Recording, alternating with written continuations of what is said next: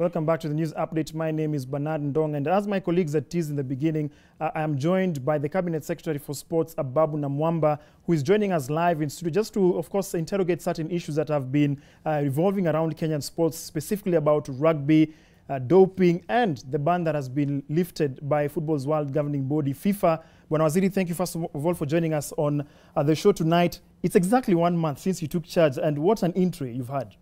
Absolutely. So 1 month in office, my first live interview with you, Bernard. Privilege. So I'm happy. I'm happy to be here. It's been quite some 30 days, relentless, full of balls in the air, a lot of balls, juggling balls in the air. But all good. I believe we are making good progress. And you'll recall that when I was being vetted for this position by Parliament, I made some commitments. I made some promises.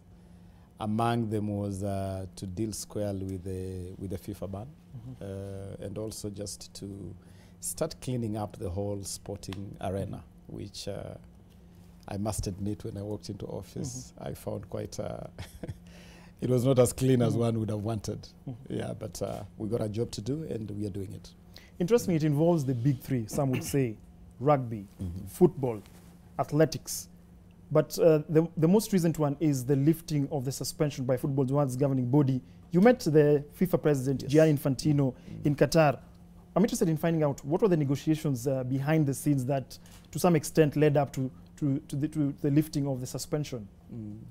Of course, Bernard, you'll recall that I had made a commitment to excuse me. Yeah. I had made a commitment to prioritize contact with FIFA upon taking office. And indeed, on 28th of October, my first day in office, I placed a call to Zurich to talk to FIFA. And we had a very interesting conversation. As you know, FIFA is very protective of, of their member federations.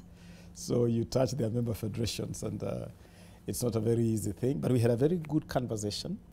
After that, I then escalated that to written correspondence. So I did formally write to Mr. Gianni, and that led to further communication.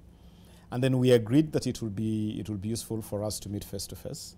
I was not able at that time to travel immediately for the meeting, so we agreed that since they would be relocating to Doha during the World Cup, we would pick it up at that time. So I managed to travel to Doha, and we met. He gave me good time, and what is important is that he mobilized his entire team. He mobilized his Secretary General, Madam Fatma, and the officers responsible for Africa. And also significantly brought in CAF. So the CAF President, Patrice Motsepe, and his Secretary General were also part of our conversation. So we had a very good conversation. And my pitching was that the ban was not really being helpful to Kenya. It was actually holding Kenya back. And so we needed to get back. It has held back a lot of things. From really hitting hard those who depend on football, players who depend on football, referees. We have some referees, Kenyan referees, who should be at the World Cup right now, officiating the World Cup. They couldn't go. Even our infrastructure development, you know, you get a lot of impetus when the game is on, even for infrastructure development. All those things have been in limbo. So we agreed on certain things which we want to do. But one thing I made clear to Mr. Infantino and his team was that we will not compromise on integrity and will not compromise on accountability. And I'm happy that in the letter that came from FIFA today, they acknowledge that. There's certain outstanding issues which we need to sort out even as we move forward. That is important for government. You spoke about accountability and good governance, of course, being very central going forward for FKF. How will you enforce this without finding yourself once again in FIFA's crosshairs? Because that's the kind of scenario we found ourselves in 2021. Bernard, I believe that you don't have to be confrontational to achieve some of these things. I asked FIFA, I asked Mr. Infantino and his team whether integrity is not important to them as FIFA, whether accountability for the resources they give FKF is not important to them, whether transparency as required by government is not important to them, whether compliance with national laws is not important to FIFA. And we arrived at an understanding that government can actually place FKF on the leash on the question of accountability, transparency, and rule of law without running afoul of FIFA. Because my question to FIFA is, does it harm FIFA in any way for FKF to walk the straight and narrow of being more accountable? And they agreed with me that really is not encroaching on the FIFA statutes. In fact, FIFA now has a program on accountability. FIFA now has a program on integrity. And it dovetails very well with what government wants to achieve. Okay. Yes. Let's look at another sport which has been in a big, of course, made a furore online, rugby. Yesterday we had 2 players of the national Kenya Sevens team pleading with Kenyans to support them financially. And you met the Kenya Rugby Union today. We understand that it was quite an interesting discussion. Yes. Bernard, first of all, the situation of rugby players as we speak right now, the Shujas are in Dubai. Right. The Lionesses are supposed to have traveled alongside the Shujas for the same assignment. They should just travel without allowances. The Lionesses could not even travel. Okay, and when this matter first came to my attention, of course, my first reaction was total shock, because I could not believe that our players were doing mchanga, were doing mchanga on Twitter and on social media. So I quickly invited the Kenya Rugby Union to come because I wanted to get to the root of this, what exactly was going on. So we had a very candid conversation, and the conversation is about taking responsibility. Let me commend the Kenya Rugby Union for apologizing to the players. I'm glad that they had the grace. They didn't absolve themselves. Yeah, they apologized to the player, because they know on this they definitely dropped the ball. And they dropped the ball on 2 accounts, which they admitted in our meeting. Number 1, planning, just basic planning. The rugby calendar is one of the most clear calendars in world sports. They know, for instance, that they are going to have so many events in a year, well in advance of the events. Okay. And we have asked them. You remember I had a meeting with the federations a couple of weeks ago. One of the things we agreed, and they even signed on, was that they will honor basics like placing a request for support in good time, so that government can be able to consider the request and act on it. Waziri, you mentioned that the issue of the allowances has been sorted out. Have the players received any money as of now, or when will that happen?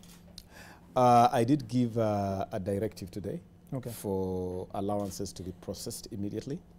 And so I do expect that from tomorrow, I expect those allowances to be ready. Okay. Actually, I did give a directive on 2 things. One was the Lionesses have to join the Shujas in Dubai. And so we have made arrangements for tickets for them to travel to Dubai. Okay. We have also made arrangements we are making arrangements with the Dubai embassy here, with the UAE embassy, for them to be issued accelerated visa, something which the ministry is facilitating. And then I have also directed the allowances to be availed. But I told the Kenya Rugby Union that I'm not giving them this money. This money of allowances is not going to go through the KRU. This money, we are sending it to the players directly. because I must admit I have a trust deficit here. I have some trust issues. And so I'm just not sure whether if I gave this money to the union, whether it will reach the players. And that is really sad. Finally, Bwana Waziri, I know you've had a very long day. I'll allow you so that you can be able to leave. You conceived the Sports Act when you were in charge of sports many years back. Do you still hold the same vision? And also, what is your short-term goals for sports in the country? Immediate, Bernard, immediate, is really to turn sports into an industry. Sport is struggling so much because sport is still treated as a sideshow. Sport is still treated merely for entertainment. Of course, sports is great entertainment, right? But sport is also an industry. And so for me, I want really to turn sports into a mega industry, which can be a big employer and a key contributor to the GDP, to the economic growth. And we can do that by monetizing sports. Let us monetize sports. Let us monetize identification and development of talent and how to market this talent. And we can do that through more investment in the Kenya Academy of Sports. And I have already started the process of putting more money in the Kenya Academy of Sports. We are soon launching a mega project called Talanta Hela, which is going to be really a monetization of talents in this country. The Timelines for that? Pardon? Timelines for that? Not more than 1 month. Okay. Within the space of 1 month, we'll be launching this mega project. The other thing we need to do, and it's part of that monetization program, we need to get sponsors back into sports big time. Okay. For some reason, sponsors have taken flight. I asked Kariu today, with such a premium brand of rugby, like the Sevens are such a premium brand, how can you not attract sponsorship?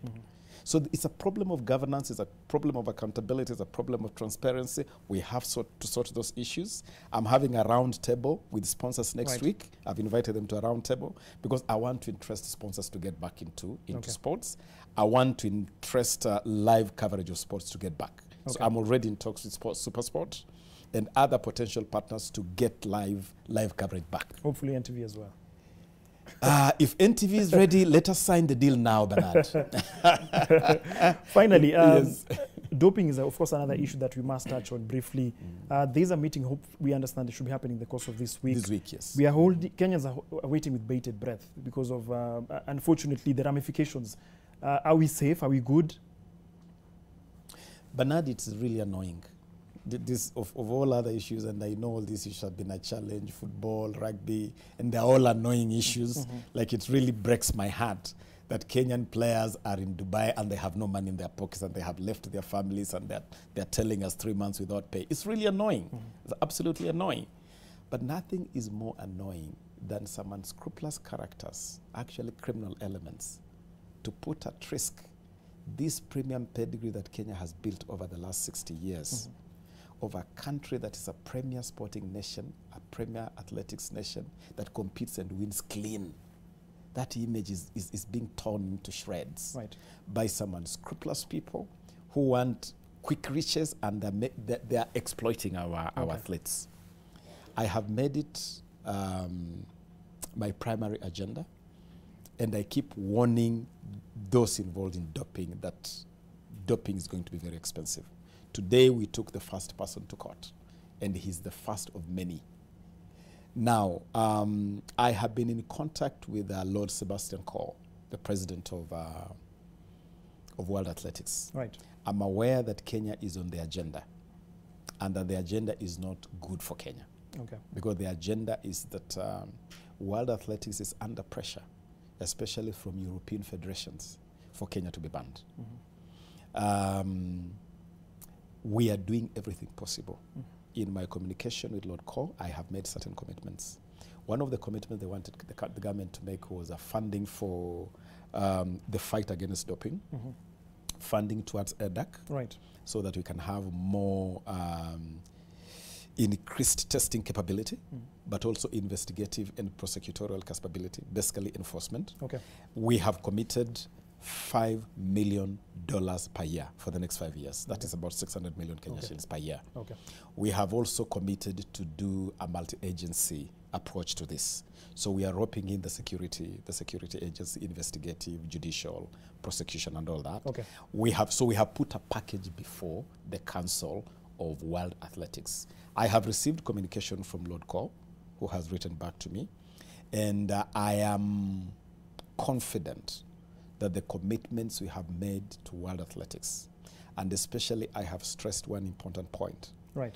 Unlike other federations that have been banned before, doping in Kenya is not state-sponsored.